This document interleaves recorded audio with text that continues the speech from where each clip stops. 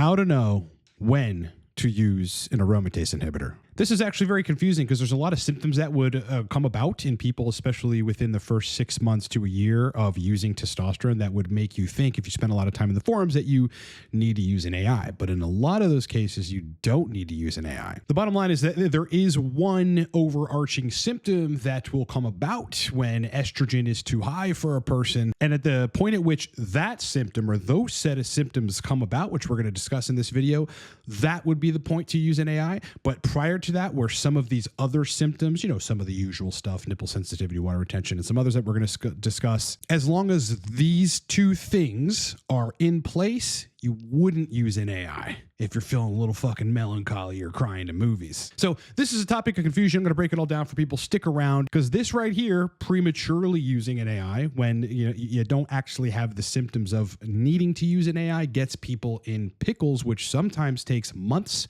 to recover.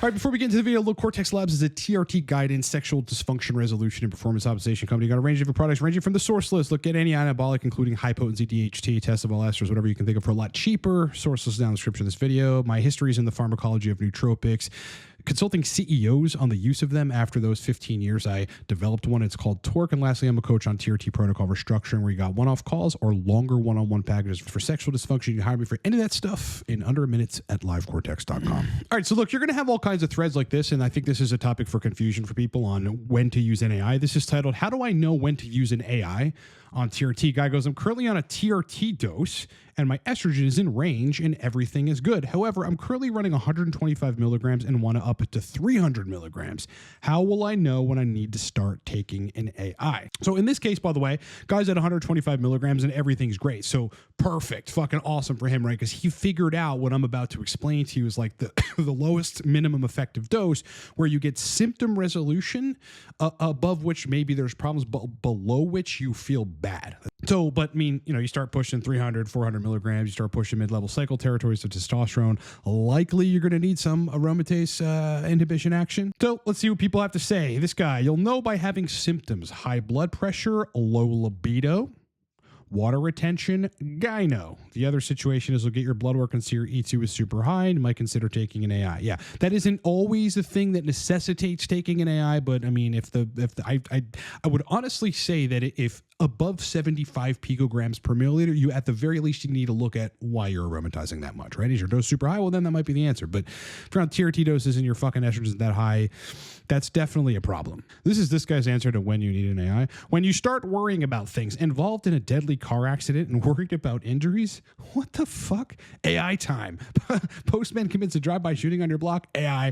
Someone has fully loaded gun and pointed at your head, AI. Girlfriend might be cucking you and you worry, AI. Otherwise, wait for the classic signs like spicy nips, lactations, soy lattes, tofu, and of course, light beer.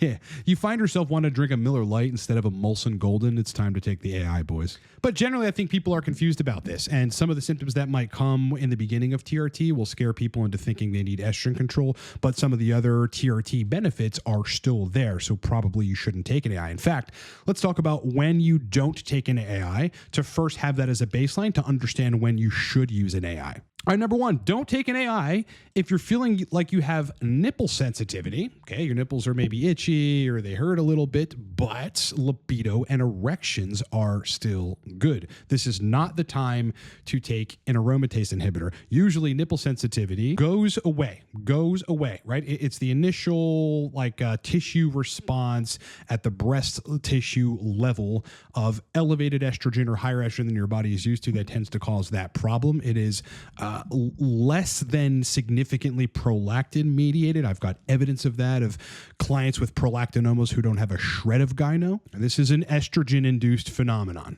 It rarely if ever actually turns into gyno, and over time just goes completely away with time on TRT. So if the libido, this is gonna be a fucking common thread, if the libido and the erections are good, but you're feeling like you have nipple sensitivity, don't take an AI. Number two, don't use an AI if you feel emotional. okay. You know, you're fucking watching the Titanic and you're starting to feel some tears welling up. I mean, that's like pretty normal, dude. Like, I mean, whether my estrogen's low or high, if a movie comes on that gets me the right way, I'm probably going to get emotional about it. So if you feel emotional, overly emotional, but libido and erections are good, don't take an AI. Number 3, don't use an AI if you start feeling melancholy. Yeah, melancholy. That happens, you know, every now and then. Like seasonal depression, fucking grouchiness is a real thing. Like, you know, the sun's not out and it's cold or whatever, or if shit isn't going your way in life, well then sure, you're not going to feel your happiest. That isn't your indication that you need to take an AI, you know what I mean?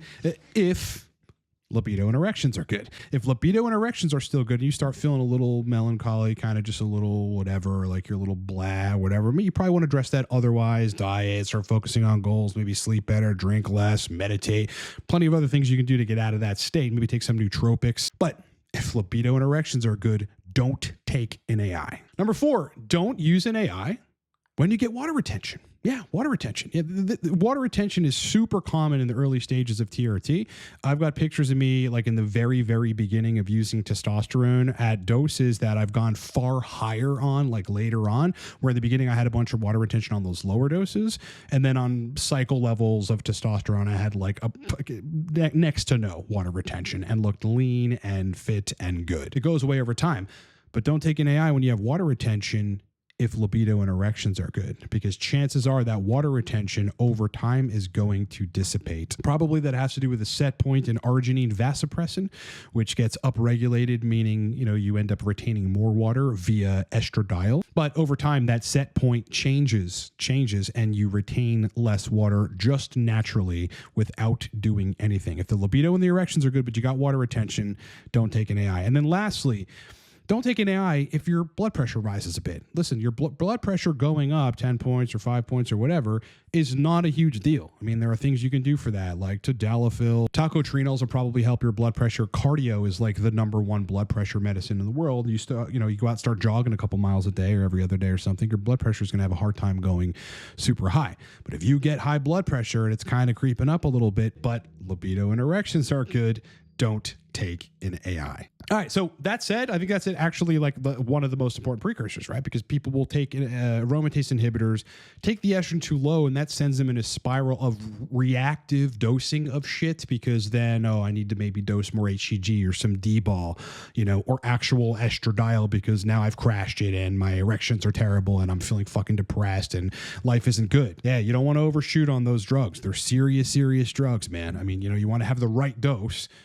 And most people don't do that the first time. So it's a period of experimentation, which might take 3 to 6 months even to recover from. That said, let's talk about when to use AIs. All right, let's get into that. To determine that, one has to know what dose of testosterone that they need to achieve their goals of anabolism, of energy, of masculine confidence, and of symptom resolution for like cognitive issues, your memory, your productivity, your inclination to be productive, as well as symptom resolution of perhaps sexual symptoms. Like, everybody needs to experiment with finding that dose. It's the dose that you're at below which you feel bad. Okay.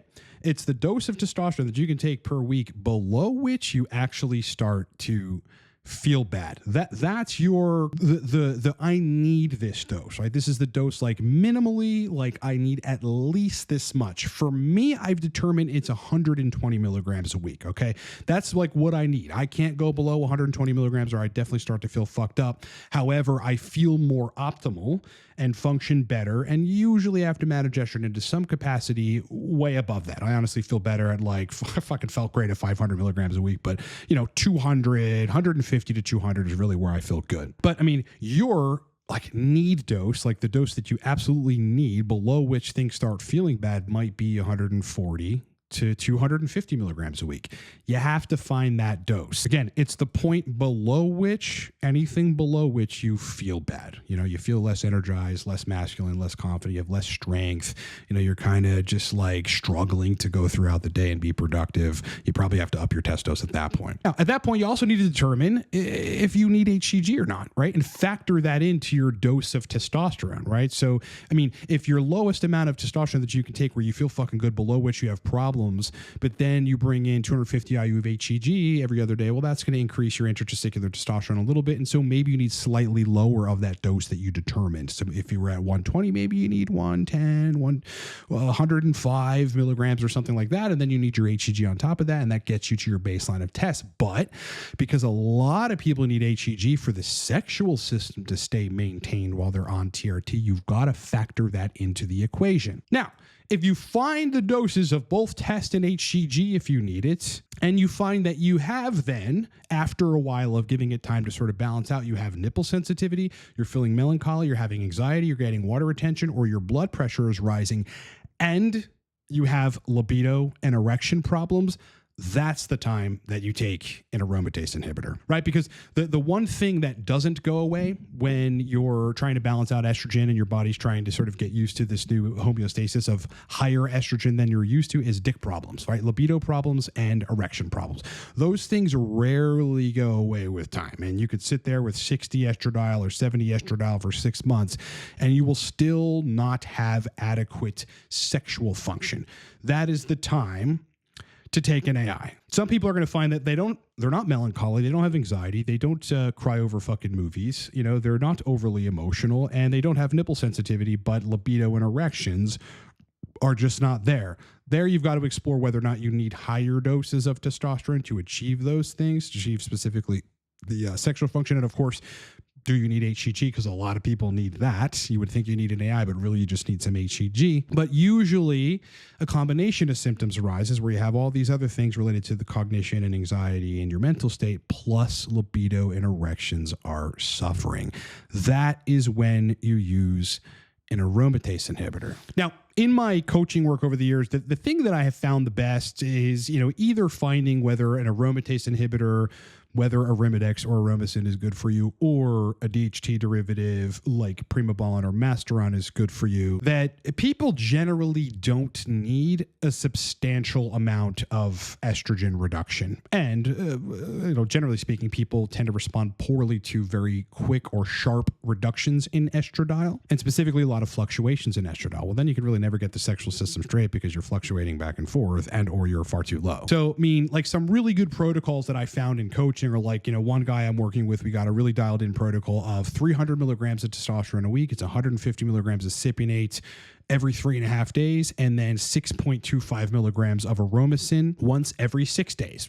That just works, right? Estrogen pretty much hovers around between 35 and 45, right? Doesn't go above, doesn't go below. Guy stays in the sweet spot at all times. And sexual function's good, random erections, erections for sex, nocturnals, morning erections, all that stuff is good. Some other interesting protocols that I found are just base level doses of TRT, like 150 milligrams a week, split up either every 3.5 days, every 5th day, which would be like probably 100 milligrams every 5th day, something to this effect, or at the very closest frequency every other day. But in those cases, something like 0.06 or 0.125 milligrams of anastrozole once every 7 days keeps these people in their zone. The thing that I found with anastrozole, it's actually better dosed once every 7 to 10 days in most cases, because it's going to drop pretty low, and then at day 3.5, it's going to start coming back up, but that still might be in your favorable range until you get to about day 7, where it goes above that range and shit starts going wrong.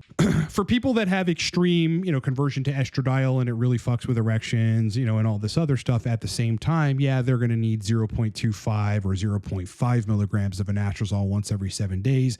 And for some of the real extreme cases, these are people that must lose weight. They need to lose weight. They got to fix their sluggish thyroid hormone output, reduce the consumption of alcohol, among other shitty daily life habits, and then they'll aromatize less. But in the meantime, yeah, they're going to be pushing 1 milligram a week of anastrozole, maybe even more. Generally speaking, though, because, again, you don't want those fluctuations in estrogen too much. You just want to be able to hover right in your window, which you need to take time to experiment with and fucking determine what that window is. People usually don't need a lot of AI, which is awesome, right? The studies on this in postmenopausal women that are dosing admittedly a lot, like 1 milligram every day, so 7 milligrams a week, they have some reduction in bone mineral density, which you don't want. But considering you're taking tests and you're a man and you're not a postmenopausal woman, you're probably not going to have bone mineral density reductions with the use of AIs, and it's just going to control your estrogen, not going to be deleterious for your health, and you'll be able to ride off into the sunset. So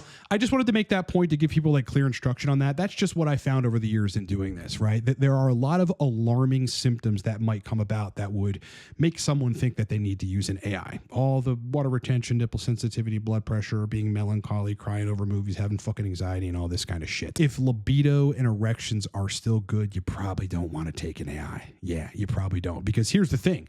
If libido and erections are good, you're close to the estrogen sweet spot, or you're in the estrogen sweet spot. Because I can tell you what, when you get out of that sweet spot, whether above or below, libido and erections will suffer. They will no longer be good. So it's probably just the case that you need to let those symptoms subside, which they always do over time. The BP, the anxiety, the water retention especially, that shit just goes away over time. The melancholiness, potentially the emotional reactions to movies, that stuff's just going to go away over time. It's the libido and erections that you've got to keep your fucking eyes on.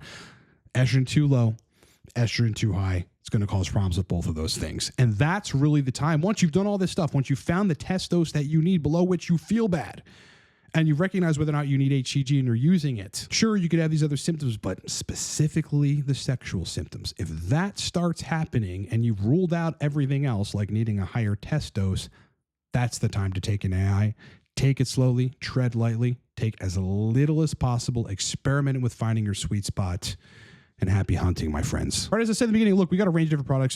The most popular thing that people use our services for is coaching. I mean, that is what I do. Specifically, TRT protocol restructuring. I've seen every protocol under the sun. I also know what to do in which cases and which symptoms or which deficiencies are causing one problem or the other, and what exactly we need to do about it. It's like I can usually determine if a person has, taken an AI over time and not dialed in, and, they probably need a DHT derivative, and usually I understand which one that we should take. Ultimately, what I do is redesign people's TRT protocol so that they can dial in. So if you need a one-off call with me, 30, 40-minute call, and then a full protocol generation based on your situation, hire me in under a minute at livecortex.com. If you need longer-term help, this is for serious sexual dysfunction, but importantly, you want ongoing support. Every third day, me and my clients are talking about what's going on with the protocol. Some protocols require 4, 5, 6 adjustments over time and constant observation and note-taking analysis so that we can really dial them in. Some things are a lot more complicated than just a protocol restructuring. And for those,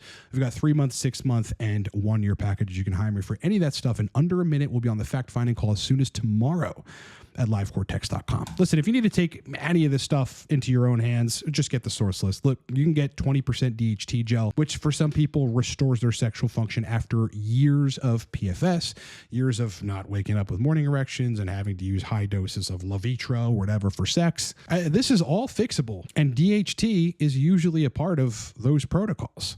But at the same time, test of all esters for cheaper. I mean, I got like 8 vials of testosterone enanthate, just larger vials than normal for like some ridiculously cheap, price. It was at my doorstep in like 3 days. Ancillaries, other anabolics, Cialis, anything you can fucking think of is on the source list. Get it down in the description of this video. Lastly, again, my history is in the neuropharmacology of nootropics. I was hired by CEOs of big companies to consult them with the use of nootropics. And after all that experience, I built one. It is called Torque, and it is not for the faint of heart. It is powerful, and you can get it down in the description of this video. All right.